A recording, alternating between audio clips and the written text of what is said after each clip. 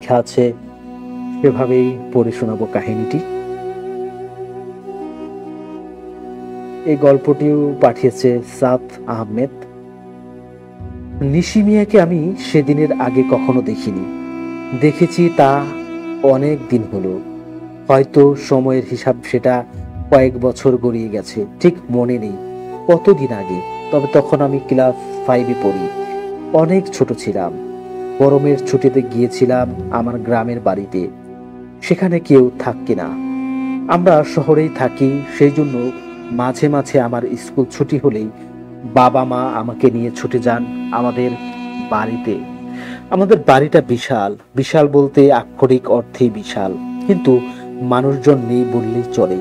আমার দাদার একমাত্র ছেলে আমার বাবা, আর আমি আমার বাবার একমাত্র ছেলে। আমি আমার বাবার একমাত্র ছেলে। বাবা ব্যবসা দেখার জন্য শহরে চলে এসেছেন, সাথে আমার লেখাপড়ার চিন্তা ও মাথায় ছিল। সেজন্য আমাকে শহরে নিয়ে এসেছে, ভর্তি করেছে ভালো স্কুলে। কিন্তু বাবা গ্রামে কেয়ারটেকার রেখে সেখানকার সবকিছু পরিচালনা করেন। মাসে মাসে গ্রাম থেকে আমাদের জন্য চাল ডাল আসে, আর আসে প্রতি মৌসুমে ফল ফলাদি। তবে কেয়ারটেকার বেচারা অনেক বুড়ো ছিল, আর সেই সুবাদে আমাদের বড় পুকুরের পাড়ে জংলার আস্তানা গেড়েছিল নিশি মিয়া। খানিকটা পাগল টাইপের ছিল বলে তাকে আর কেউ ঘাটায়নি। এমনকি আমার বাবা ওই নিশি মিয়াকে বেশ ভালো মতোই দেখাশোনার জন্য বলে দিয়েছিলেন কেয়ারটেকারকে। কেন বলেছিলেন সেটা আমি জানি না। সেদিন আমি বাড়িতে পৌঁছেই পাড়ার ছেলেদের সাথে মিলে খেলাধুলা করলাম। কিন্তু পরের দিন বাবা যে জিপ নিয়ে পুকুর পাড়ে গেলেন আমিও পিছু পিছু আরেকটা ছিপ নিয়ে বাবার থেকে দূরে আরেকটা ঘাটে বসে পড়লাম। বাবা শহরের জীবনে ছিপ দিয়ে মাছ ধরতে পারেন না, তাই গ্রামে আসলেই বসে পড়েন বড় পুকুরের ধারে। আমিও বাবার কাছেই মাছ ধরা শিখেছি, কিন্তু আমার ছিপে মাছ সহজে আসে না। কি এক নেশা! এই নেশায় সেই ক্লাস 3 থেকে আমাকে পেয়ে বসেছিল। মাঝে মাঝে আমাকে নিয়ে বিভিন্ন লেকে মাছ ধরতে যেতেন বাবা, কিন্তু গ্রামে আসলেই আমাকে না বলেই চলে যান মাছ ধরতে। আর আমিও বাবার সাথে পাল্লা দিয়ে মাছ ধরার চেষ্টা করি। সেদিনও আমি বসেছি মাছের আশায়। ছিপে কেঁচো লাগিয়ে বসে আছি, কিন্তু মাছ আসে না। ইচ্ছে ছিল বাবার আগেই আমার মাছ আসবে ছিপে, কিন্তু আসে না। আমিও বসে আছি। বাবা এভাবে বসলি তো একটাও মাছ পাবি না। পেছন থেকে ভাঙা ভাঙা গলায় কে যেন বলে উঠলো। পেছনে তাকিয়েই আমি প্রচন্ড ভয় পেয়ে গেলাম। আমার ছোট্ট হৃৎপিণ্ড লাফাতে শুরু করলো পাগলের মতো। আমি বাবা বলে চিৎকার করতে ভুলে গেলাম। লোকটা লাল রং এর একটা নেংটি পরা, সারা শরীরে আর কিছুই নেই।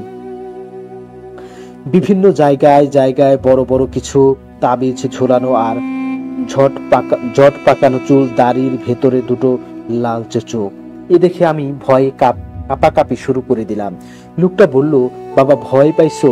ভয় পাইও না, আমি তোমারে কিছু করুম না বলে বিকট চিৎকার করে একটা হাসি দিল সে ভাঙা গলায়। আমার ততক্ষণে কিছুটা সাহস ফিরে এসেছে। আমি জিজ্ঞাসা করলাম, কি নাম আপনার? আমার পাশে এসে ঘাটে এসে বসতে বসতে বলল, আমার সবাই নিশি মিয়া নামে ডাকে।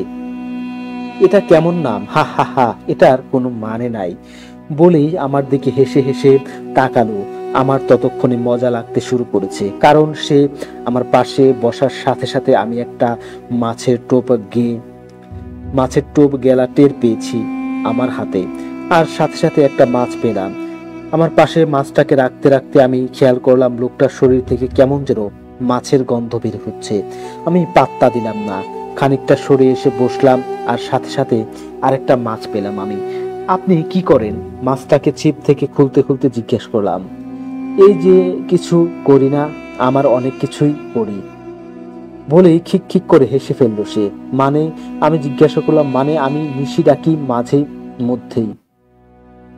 এটা কি জিনিস? এটা হইল এমন জিনিস, যদি সফল হই তাহলে মানুষ মরে, সফল না হইলেও মানুষ মরে। মানুষ মরার কথা শুনে আমি ভয় পেয়ে গেলাম। তড়িঘড়ি করে উঠে যাব এমন সময় পেছন থেকে নিশি মিয়া আমাকে ডেকে বলল, বাবা আমার একটা ছিপ দিয়া যাও, মুখে হাসি হাসি ভাবটা উধাও। সেখানে হুকুমের সুর। আমিও ভয় একটা মাছ ওনাকে দিয়ে সেদিনের মতো বিদায় নিলাম।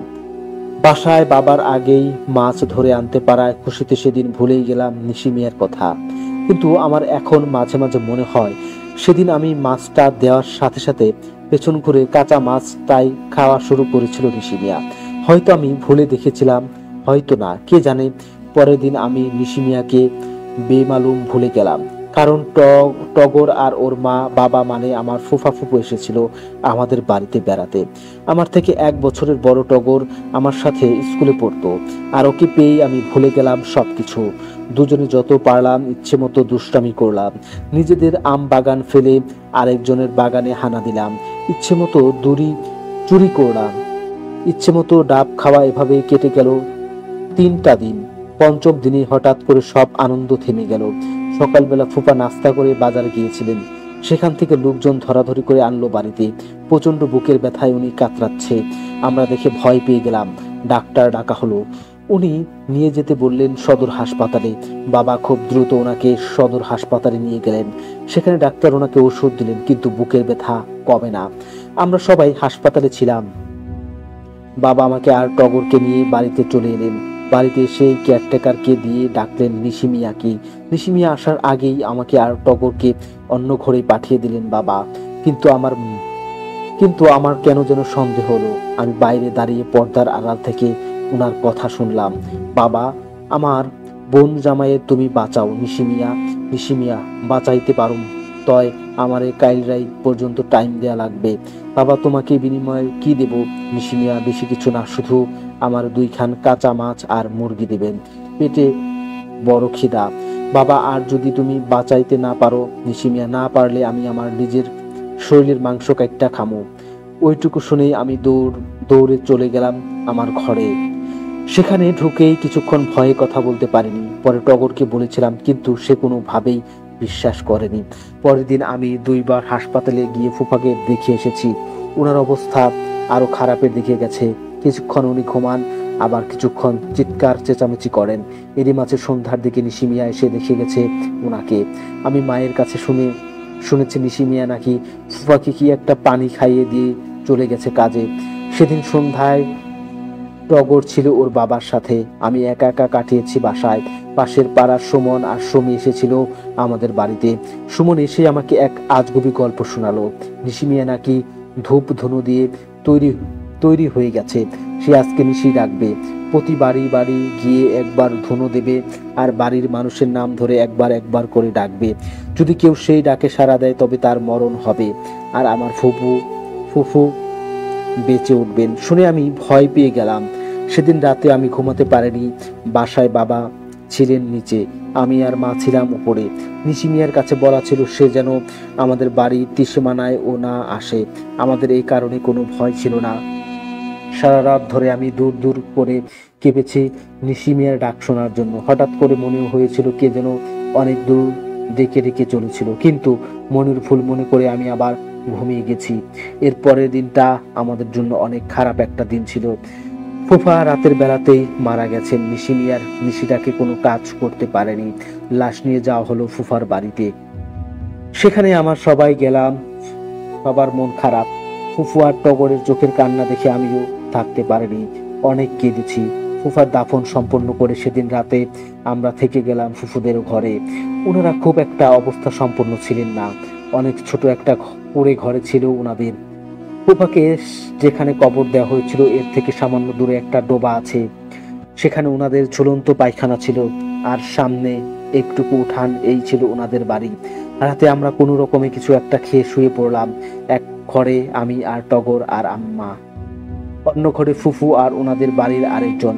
আব্বা বাইরের ঘরে শুলেন, আর ঘরের ভেতর এই সময় প্রস্রাব আসলে একটা পিতলের পাত্রে করতে হবে, এই ব্যবস্থা করা হলো। কিন্তু হঠাৎ আমার প্রচন্ড পায়খানা ধরলো। রাতের বেলা আমি আম্মাকে ডেকে তুলতে ভয় পেলাম। সারাদিন অনেক কেঁদে কেঁদে আম্মা মাত্র ঘুমিয়েছেন। আমি টগরকে ডেকে তুললাম, বললাম আমার সাথে যেন একটু বাইরে পায়খানার কাছে যায়। টগর ল্যাম্প জ্বালিয়ে আমার সাথে আসলো। ভালোই ভালোই আমি পায়খানা সেরে যেই বের হতে যাব, এমন সময় আমার পায়ের কাছে কিছু একটা টপ করে পড়লো। আমি কিছুটা হতচকিত হয়ে গেলাম। প্রথমে শিশির মনে করলে পরে টগর আমার পায়ের কাছে ল্যাম্প ধরে দেখে লালচে কিছু একটা। আমি আর টগর প্রায় একসাথে উপরে তাকালাম। দেখি আমাদের ঠিক উপরেই কেউ একজন বসে আছে। সারা শরীরে কিছু নেই, মুখে সব দাড়ি আর গোঁফ। পা দুলিয়ে বসে বসে কিছু একটা খাচ্ছে। চেহারা দেখা যাচ্ছে না, শুধু দেখা যাচ্ছে চোখ দুটো। লালচে সাদা চোখ দেখে আমি চিনি ফেললাম ওকে। সে আর কেউ নয়, আমাদের নিশি মিয়া। কিন্তু সে এখানে কি করে এই সব ভাবার আগে দেখি নিশি মিয়া নিজের পেটে খানিকটা নিচের দিকে থেকে এক টুকরো মাংস কেটে নিল। তারপর খচ খচ করে খেতে খেতে বলল, খোকা বাবু, কথা দিছিলাম রুগীরে বাঁচিতে না পারলে নিজের মাংস খামো। হেরে লাইগা তোমাগর দেখাইয়া দেখাইয়া খাইতেছি বলেই ধারালো কিছু একটা দিয়ে নিজের রান থেকে খচ খচ করে এক টুকরো মাংস কেটে খেতে শুরু করলো। টপ টপ করে রক্ত পড়ে পড়ছে ঠিক আমার সামনে। ভয়ে টগরের দিকে আবার তাকানোর সময় ছিল না। আমি সেখানে অজ্ঞান হয়ে পড়ে যাই। পরের দিন আমাদের দুজনকে অজ্ঞান অবস্থায় আম্মা দেখতে পান। পরে আমাদের দুজনকেই হাসপাতালে ভর্তি করা হয়। অনেক খোঁজ করেও নিশি মিয়ার দেখা পায়নি কেউ। আব্বা অনেক খোঁজ করেছিলেন, পাননি। এর মাঝে আমিও বড় হয়ে যাই। অনেকগুলো বছর পার হয়ে যায়, আমিও ভুলে যাই নিশি মিয়ার কথা। এখন আমি মেডিকেলের পড়া শেষ করে ইন্টার্নি হিসেবে জয়েন করেছি আমাদের গ্রামের পাশের গ্রামে। সেখানে থাকতে হবে 1 বছর। এই 1 বছর গ্রাম থেকে গ্রামের মানুষের সেবা করতে হবে। লেখাটা যখন লিখছি তখন অনেক রাত, আমাবস্যা চলছে। আকাশে চাঁদ নেই, নেই কোনো মেঘ, চারপাশে ঘুটঘুটে অন্ধকার। আমি রাত জেগে পড়াশোনা করি, কিন্তু আজকে আমার মন কিছুটা বিক্ষিপ্ত। গ্রামের চেয়ারম্যান সাহেবের অনেক শরীর খারাপ। আমি বেশ কিছু ট্রিটমেন্ট করেও ওনাকে ভালো করতে পারিনি। ওনার পরিবারের লোকজন বলা বলি করছিল যে অন্য ব্যবস্থা নেবে। ওনার হার্টের কোনো একটা প্রবলেম, আমি নতুন বলে ধরতে পারছি না, তাই রাত জেগে পড়ছি। এমন সময় অনেক দূর থেকে কেউ একজনের মৃদু চিৎকার শোনা গেল। আমি পড়া ছেড়ে উঠে বাইরে বের হয়ে আসলাম। কাউকে দেখতে না পেয়ে ঘরে ঢুকে যাব এমন সময় অনেক দূরে একটা আগুনের শিখা দেখতে পেলাম। আমার ঘর থেকে সোজা গাছপালা কম, তাই বেশ কিছু দূর পর্যন্ত দেখা যায়। দেখলাম একটা আগুনের শিখা এগিয়ে আসছে, কিছুটা আবার থামছে। প্রতিটি বাড়ির সামনে থেকে থেমে থেমে বাড়ির মানুষের নাম ধরে একবার করে ডেকে ডেকে এগিয়ে আসছে আমার দিকে। কিছুটা সামনে আসতেই আমি বেশ ভালোভাবেই দেখলাম লোকটাকে। মাথায় সেই বিশাল চুলের ঝাঁকড়া, মুখে বিশাল বিশাল সব দাড়ি গোঁফ, আর সেই ভয়ানক দুটো চোখ। একটু ভালো করে লক্ষ্য করেই দেখলাম সেই নিশি মিয়া আমার বাড়ির দিকেই আসছে। নাম ধরে ডেকে চলছে মানুষকে। যেই সাড়া দেবে সেই বেঘরে প্রাণ হারাবে। আর একটু ভালোভাবে দেখতেই দেখি নিশি মিয়ার পেটে ঠিক নিচটায় কেমন যেন খাবলানো, কেউ যেন কেটে নিয়ে গেছে সেই খানের মাংসগুলো। বেশ ভয়ানক একটি গল্প, এবং গল্পটি কিন্তু এই পর্যন্তই ছিল। এবং সেই ভয়ানক গল্প